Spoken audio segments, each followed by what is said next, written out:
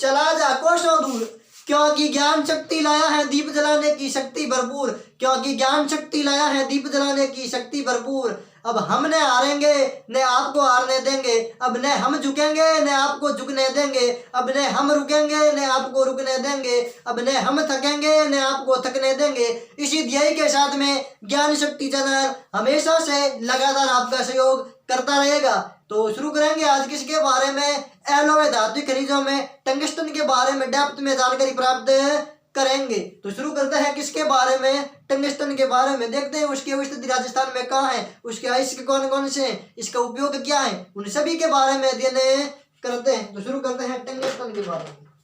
ठीक है, हमने देखो शीशा जस्ता के बारे में अध्ययन किया है, चांदी के बारे में अध्ययन किया है, सोना के बारे में अध्ययन किया है, तांबा के बारे में अध्ययन किया। इस प्रकार इन 4 एलॉय धातु खनिजों के बारे में तो हमने अध्ययन कर लिया। आज 5वां एलॉय धातु खनिज के बारे में अध्ययन शुरू करते हैं।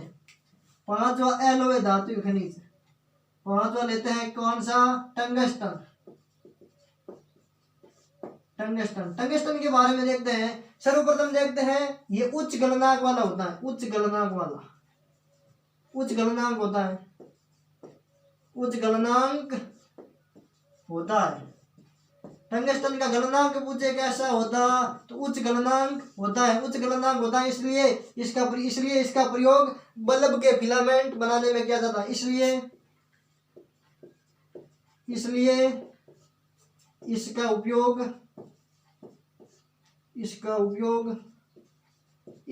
उपयोग किस कार्य के लिए किया जाता है, टंगस्टन का उपयोग इसलिए किया जाता है बल्ब का फिलामेंट बनाने के लिए, बल्ब का फिलामेंट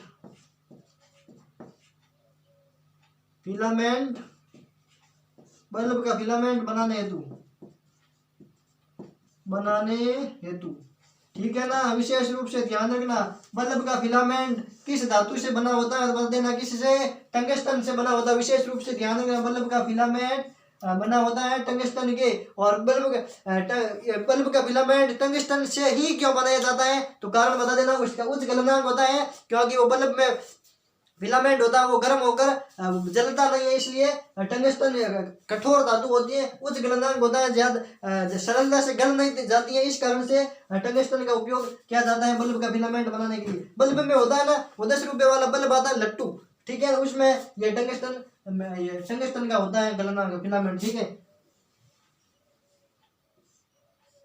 ये इस प्रकार का होता है ना, ठीक है, बल्ब में ये इस प्रकार की स्प्रिंग होती है, वो ये फिलामेंट होता है। ठीक है, विशेष रूप से ध्यान रख लोगे ना, स्क्रीनशॉट ले लो, एक बार ले लिया ना। अब देखते हैं टंगस्टन के उत्पादन क्षेत्र कि राजस्थान के किन किन क्षेत्रों में टंगस्टन का उत्पादन होता है, उसके बारे में जानकारी प्राप्त करते हैं। उत्पादन क्षेत्र, टंगस्टन के उत्पादन क्षेत्र राजस्थान के संदर्भ में देखा जाए तो क्या देखते हैं, भारत में सर्वाधिक उत्पादन राजस्थान में होता है। भारत के किस राज्य में टंगस्टन का सर्वाधिक उत्पादन होता है, तो आंसर होगा राजस्थान। राजस्थान में उत्पादन क्षेत्र में देखते हैं सर्वप्रथम नागौर जिले में, बेसिकली नागौर में डेगाना में सर्वाधिक उत्पादन होता था, लेकिन वर्तमान में डेगाना की खान को बंद कर दिया, इसलिए उत्पादन क्षेत्र लिख लेते हैं। नागौर में कौन कौन से हैं बता देना, एक तो है डेगाना, बेसिकली इस खान को अब बंद कर दिया है। ठीक है, अब तो क्वेश्चन इस प्रकार भी आ जाए कि वर्तमान में टंगस्टन के सर्वाधिक उत्पादन राजस्थान के किस जिले में होता है, तो आंसर बता देना सिरोही। वर्तमान में नागौर नहीं है, लेकिन पहले नागौर में सर्वाधिक उत्पादन होता था टंगस्टन का। ठीक है, और एक डेगाना और एक रावल की ढाणी, इन क्षेत्रों में किसका उत्पादन होता है, तो बताओगे क्या, रावल की पहाड़ी, रावल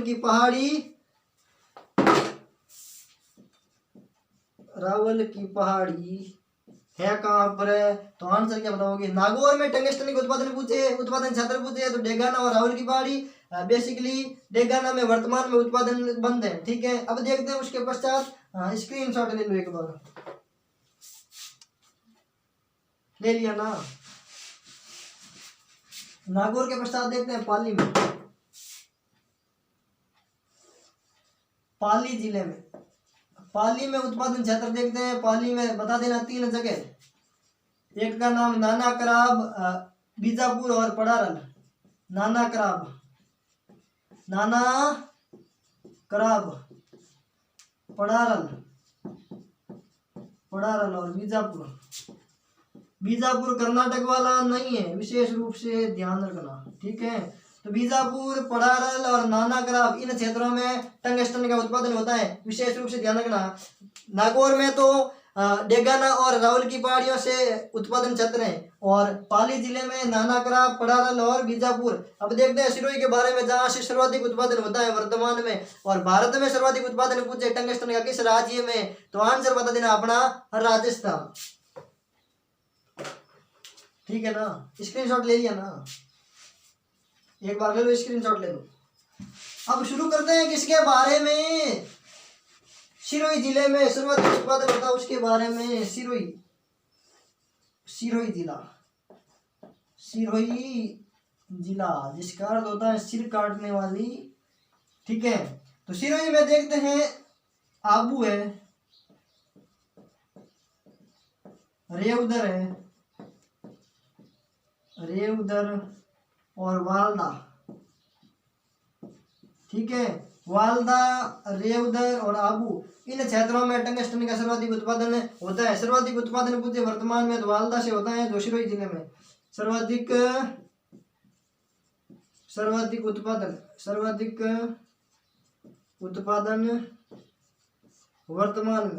वर्तमान में राजस्थान में किस जिले में सर्वाधिक उत्पादन होता है वर्तमान में सर्वाधिक, तो आंसर बता देना वालदा की खान। सिरोही से सर्वाधिक उत्पादन होता है टंगस्टन का। तो टंगस्टन पूछे, वापस सुनो, नागौर जिले में टंगस्टन के उत्पादन क्षेत्र पूछे तो डेगाना और रावल की पहाड़ी। पाली जिले में टंगस्टन के उत्पादन क्षेत्र पूछे तो बता देना क्या, नाना कराब, पड़ारल और एक का नाम क्या था, पड़ारल और बीजापुर। इन 3 जगह पर पाली में। और सिरोही में पूछे तो भी आंसर बता देना आबू, रेवदर और वालदा। और वालदा में सर्वाधिक वर्तमान में उत्पादन होता है किसका, टंगस्टन का।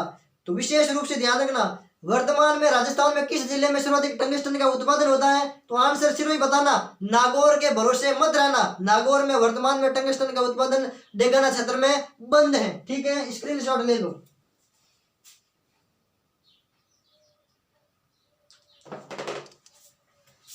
अब देखते हैं टंगस्टन के अयस्क क्षेत्र, अयस्क, टंगस्टन के अयस्क देखते हैं। टंगस्टन के कौन कौन से अयस्क हैं, टंगस्टन के अयस्क, अयस्क, टंगस्टन के कौन कौन से अयस्क हैं, तो क्या बताओगे, वोल्फ्रामाइट, वोल्फ्रामाइट, वोल्फ्रामाइट को वुल्फ्रेमाइट भी कह सकते हैं, ठीक है। इसको वुल्फ्रेमाइट भी कहते हैं, वुल्फ्रेमाइट भी कहते हैं, ठीक है। तो वोल्फ्रामाइट या वुल्फ्रेमाइट टंगस्टन के उत्पादन नहीं, अयस्क है, ठीक है। विशेष रूप से ध्यान रखना। वुल्फ्राम भी कह सकते हैं, वुल्फ्राम, वुल्फ्राम भी कह सकते हैं। वुल्फ्राम को कहते हैं सिलाइट, सिलाइट। ये अयस्क है टंगस्टन के, टंगस्टन के अयस्क वुल्फ्राम या वोल्फ्रामाइट, विशेष रूप से ध्यान रखना, ये तो अन्य नाम है। तो टंगस्टन के अयस्क पूछे क्या है तो क्या बताओगे, वोल्फ्रामाइट या वुल्फ्रेमाइट या वुल्फ्राम, ठीक है। अब देखते हैं राजस्थान टंगस्टन निगम लिमिटेड के बारे में, जिसकी स्थापना वर्ष 1983 में जयपुर में की गई थी। राजस्थान टंगस्टन निगम लिमिटेड के बारे में देखते हैं, स्क्रीनशॉट ले लो इसका।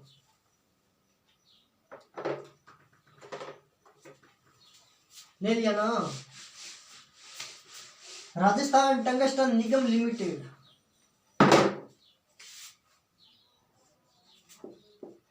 Rajasthan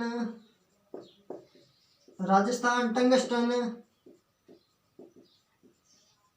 Rajasthan Tungsten Nigam, Rajasthan Tungsten Nigam Limited, Rajasthan Tungsten Nigam Limited पूछे कि कहाँ पर है, तो आंसर क्या बताओगे, तो जयपुर जिले में स्थापित किया गया था। किस जिले में, अपने जयपुर जिले में स्थापित किया गया था। कब स्थापित किया गया था, तो वर्ष 1983 में। तो विशेष रूप से ध्यान रखना, राजस्थान टंगस्टन निगम लिमिटेड जयपुर में 1983 में स्थापित किया गया था। स्क्रीनशॉट ले लो। ये जानकारी किसके बारे में ध्यान रखनी थी? टंगस्टन के बारे में। टंगस्टन के बारे में एक बार फिर से सुनो, विशेष रूप से सुन लेना। टंगस्टन के बारे में आपको क्या क्या जानकारी ध्यान रखनी है? टंगस्टन का उच्च गलनांक होता है, इसलिए इसका उपयोग बल्ब के फिलामेंट बनाने में किया जाता है। विशेष रूप से ध्यान रखो, पहला उपयोग क्या है? बल्ब का फिलामेंट बनाने के लिए। बल्ब का फिलामेंट टंगस्टन से ही क्यों बनाया जाता है? तो कारण बता देना, उच्च गलनांक के कारण। ठीक है। इसके उत्पादन क्षेत्र के बारे में पूछे कि टंगस्टन राजस्थान के किन किन क्षेत्रों में उत्पादित होता है, तो आंसर बता देना क्या? राजस्थान के नागौर जिले में डेगाना में पहले सर्वाधिक उत्पादन होता था। भारत का पहला राज्य है राजस्थान जहां पर सर्वाधिक उत्पादन होता है। तो डेगाना और रावल की पहाड़ियों से उत्पादन होता था, लेकिन डेगाना से उत्पादन वर्तमान में बंद है। तो डेगाना और रावल की पहाड़ियों नागौर में। और पाली जिले में पूछे कि पाली जिले में कौन कौन से उत्पादन क्षेत्र हैं किसके? टंगस्टन के। तो आंसर बता देना, नाना कराब और पड़ारल और बीजापुर, इन तीन जगह, पड़ारल, नाना कराब और बीजापुर, इन तीन जगह पर उत्पादन होता है किसका? तो बता देना टंगस्टन का। अब देखते हैं सिरोही के बारे में। सिरोही में तीन जगह है, आबू, रेवदर और वालदा। आबू, रेवदर और वालदा, इन क्षेत्रों में भी टंगस्टन का उत्पादन किया जाता है। तो ये तो हो गई उत्पादन क्षेत्र और इसका उपयोग देख लिया। अब देखते हैं राजस्थान टंगस्टन निगम लिमिटेड की स्थापना वर्ष 1983 में की गई थी, जयपुर में की गई थी। ठीक है, इतनी सी जानकारी ध्यान रखनी है राजस्थान टंगस्टन निगम लिमिटेड के बारे में। और टंगस्टन के आयुष्क पूछे तो बता देना, वॉल्फ्रामाइट या वुल्फ्रामाइट। टंगस्टन के आयुष्क पूछे तो क्या बताओगे? वॉल्फ्रामाइट या वुल्फ्रामाइट। तो ये जानकारी ध्यान रखनी है किसके बारे में? टंगस्टन के बारे में। स्क्रीनशॉट ले लो और देखते हैं अब किसके बारे में? एल्यूमिनियम के बारे में। बेसिकली एकमात्र धातु का खनिज है एल्यूमिनियम, जो अरावली की पहाड़ियों से नहीं निकलकर दक्षिण पूर्व में हाड़ौती के पठार में मुख्य रूप से इसकी खोज हुई है, नवीनतम खोज है। तो विशेष रूप से ध्यान रखना, एकमात्र कौन सा खनिज है जो अरावली की पहाड़ियों से नहीं निकलता है? तो आंसर बता देना क्या? एल्यूमिनियम। विशेष रूप से इसका स्क्रीनशॉट लो। अब एल्यूमिनियम के बारे में डेप्थ में जानकारी प्राप्त करते हैं। ठीक है, छठा एलोवे धातु खनिज के बारे में देखते हैं।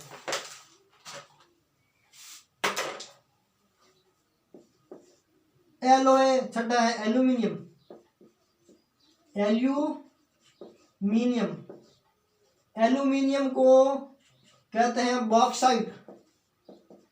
बॉक्साइट भारत में सर्वाधिक उत्पादन पूछे हैं तो भारत में उड़ीसा राज्य में बॉक्साइट का सर्वाधिक उत्पादन होता है, लेकिन राजस्थान में इसकी नगण्य मात्रा में उत्पादन होता है। लेकिन वर्तमान में नवीन खोजों के अनुसार हाड़ौती के पठार में एल्यूमिनियम के भंडारों की खोज हुई है।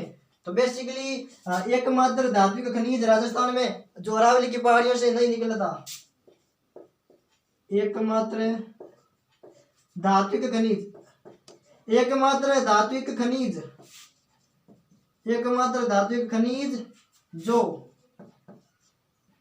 अरावली की, एकमात्र धात्विक खनिज जो अरावली की पहाड़ियों से नहीं निकलता है, नहीं निकलता है। विशेष रूप से ध्यान रख लोगे ना, एकमात्र धात्विक खनिज पूछे कि कौन सा है जो अरावली की पहाड़ियों से नहीं निकलता, जिसका नाम है क्या? एल्यूमिनियम। नवीनतम खोजों के अनुसार हाड़ौती के पठार में, नवीनतम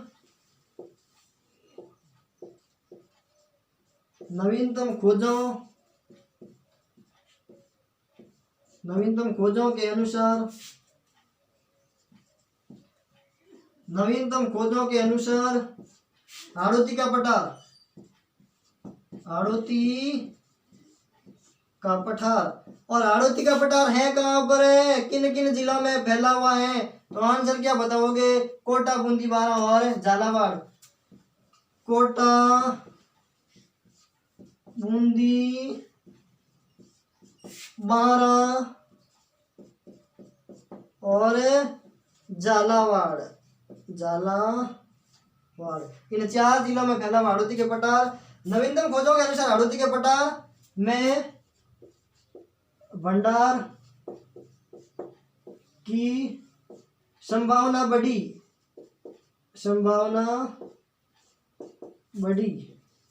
ठीक है।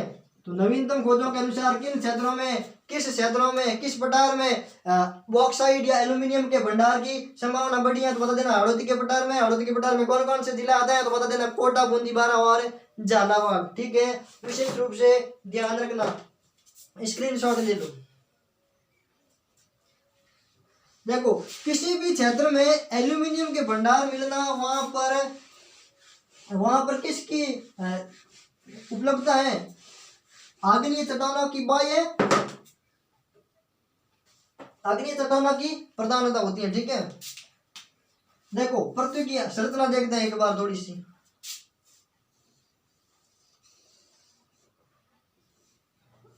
तो पृथ्वी के ऊपरी सीमा में बेसाल्ट की चट्टानों में बेसिकली एल्यूमिनियम की प्रधानता होती है। बेसाल्ट की चट्टानों में जैसे सियाल, सीमा, नीपे, इस प्रकार की होती है पृथ्वी की आंतरिक संरचना, जिसमें ऊपरी सीमा पर होता है सियाल, सिलिका और एल्यूमिनियम। सियाल, सीमा और नीपे। तो विशेष रूप से ध्यान रखना, पृथ्वी के ऊपरी सतह पर कौन सी धातु सर्वाधिक मात्रा में पाई जाती है, केवल राजस्थान के संदर्भ में नहीं, पूरे विश्व के संदर्भ में पूछ ले कि पृथ्वी की ऊपरी सतह पर सर्वाधिक मात्रा में कौन सी धातु पाई जाती है, तो आंसर बता देना एल्यूमिनियम। क्योंकि पृथ्वी की ऊपरी सतह बनी हुई किसकी, सियाल, सिलिका और एल्यूमिनियम की बनी हुई है, और बीच में है सीमा, सिलिका और एल्यूमिनियम नहीं मैग्नीशियम, और अंत में बनी है निकिल और फेरस से। ठीक है, विशेष रूप से लिख लेते हैं, ये तो बनी हुई है किससे, सिलिका और मैग्नीशियम से,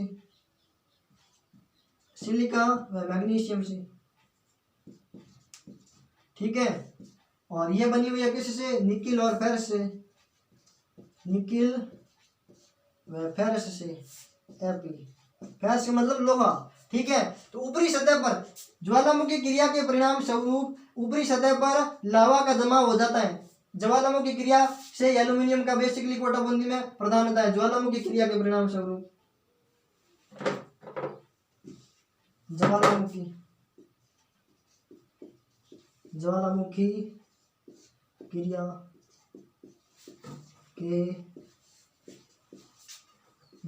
क्रिया के परिणाम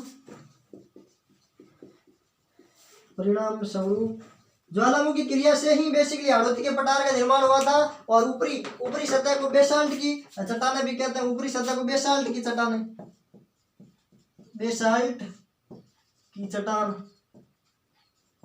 बेसाल्ट की चट्टानों से ही बेसिकली ज्वालामुखी के, देखो यहाँ से ज्वालामुखी क्रिया पृथ्वी की ऊपरी सतह पर आई और लावा जम गया, और ये बेसाल्ट की चट्टानें हो गई। यहाँ ये भी आग्नेय चट्टानों का एक भाग है, बाह्य चट्टानों को, आग्नेय चट्टान की बाह्य चट्टानों को बेसाल्ट की चट्टानें कहते हैं। बेसाल्ट की चट्टानों से बेसिकली एल्यूमिनियम निकलता है। बेसाल्ट की चट्टानों में ये ऊपरी सतह है, तो विशेष रूप से ध्यान रखना, स्क्रीनशॉट ले लो। पृथ्वी की आंतरिक संरचना में भी ध्यान रखना, पृथ्वी के ऊपरी सतह पर सर्वाधिक मात्रा में पाई जाने वाली धातु पूछे तो बता देना एल्यूमिनियम। और पृथ्वी के गर्त में विशेष रूप से पृथ्वी के आंतरिक भाग में सर्वाधिक मात्रा में पाई जाने वाली धातु पूछे तो आंसर बता देना क्या, लोहे धातु, फेरस, Fe, जिसका प्रतीक है। तो विशेष रूप से एल्यूमिनियम के बारे में आपको इतनी सी जानकारी ध्यान रखनी है। क्या जानकारी ध्यान रखनी है, एल्यूमिनियम बेसिकली अरावली पर्वतीय क्षेत्र में नहीं पाए जाने वाला एकमात्र धातु का खनिज है, विशेष रूप से पहली बात। दूसरी बात यह है कि अगर अरावली पर्वतीय क्षेत्र में नहीं पाया जाता तो राजस्थान के किन क्षेत्रों में पाया जाता है। दूसरी बात बता देना, राजस्थान के दक्षिण पूर्व में हड़ौती के पठार में पाया जाता है। बेसिकली नवीनतम खोजों के अनुसार इसकी संभावना बड़ी है। ठीक है, तो हड़ौती के पठार में कौन कौन से जिले आते हैं तो बता देना कोटा, बूंदी, बारा और झालावाड़ जिले, विशेष रूप से ध्यान रखना। और ये बेसाल्ट ज्वालामुखी क्रिया के परिणाम स्वरूप ही हड़ौती के पठार का निर्माण हुआ था। तो ज्वालामुखी क्रिया के परिणाम स्वरूप पृथ्वी के ऊपरी सतह पर बेसाल्ट की चट्टानों की प्रधानता है, और बेसाल्ट की चट्टानों में ही एल्यूमिनियम की खोज संभव हुई है हड़ौती के पठार में। तो ये जानकारी ध्यान रखनी है एल्यूमिनियम के बारे में। इस प्रकार एलोय धातु खनिजों के बारे में अध्ययन किया। एलोय धातु खनिजों के बारे में किन किन खनिजों के बारे में अध्ययन किया तो नाम बता देना। क्या पहला खनिज है कौन सा, शीशा जस्ता, लेड और जिंक। दूसरा है चांदी, तीसरा है सोना, चौथा है तांबा, पांचवा है टंगस्टन और छठा है एल्यूमिनियम। इस प्रकार इन खनिजों के बारे में अध्ययन किया। बोलो रामशा पीर की जय हो। तो देखो हमने बेसिकली एलॉय धातु खनिजों के बारे में पढ़ा, बाकी पढ़ेंगे नेक्स्ट वीडियो में। तो सभी साथियों, मित्रों, भाई बहनों से मेरा प्लीज अनुरोध है कि ज्ञान शक्ति चैनल को ज्यादा से ज्यादा लाइक करें, शेयर करें, कमेंट करना ना भूलें विशेष रूप से। चाहे पसंद आए चाहे नहीं आए, कमेंट करके अगर पसंद नहीं आए तो समस्या बताए, कमी बताए, ताकि हम उसका सुधार कर सकें। और पसंद आए तो एक लाइक का कमेंट कर दें, शानदार, ठीक है। बाकी अध्ययन करेंगे नेक्स्ट वीडियो में। आप ज्यादा से ज्यादा अध्ययन करते रहिए, बेहतरीन तैयारी करते रहिए। हम आपके लिए बेहतर से बेहतरीन करने का प्रयास कर रहे हैं। तो मान लिया तो हार और ठान लिया तो जीतने से कोई रोक ही नहीं सकता। इसी संकल्प के साथ में हमेशा मेहनत करते रहे। कहते हैं ना कि ईश्वर का दिया अल्प नहीं होता, जो टूट जाए वह संकल्प नहीं होता। हार को लक्ष्य से दूर ही रखना, क्योंकि जीत का कोई विकल्प नहीं होता, जीत तो निश्चित होती है, केवल संघर्ष की आवश्यकता होती है। जीत तो पहले से ही निश्चित होती है, उसके लिए संघर्ष की आवश्यकता होती है, जिसके माध्यम से आप सफलता के शिखर पर पहुंच सकते हैं। तो आपको केवल संघर्ष करना है, जीत तो आपके लिए पहले से ही सुनिश्चित हो चुकी है। आप केवल शानदार संघर्ष करें, सफलता एक दिन आपके चरण चूमेगी। इसी ध्येय के साथ में ज्ञान शक्ति चैनल आपका हमेशा से बेहतरीन अध्ययन करवाता रहेगा और मेहनत में कोई कमी कसर नहीं छोड़ेंगे।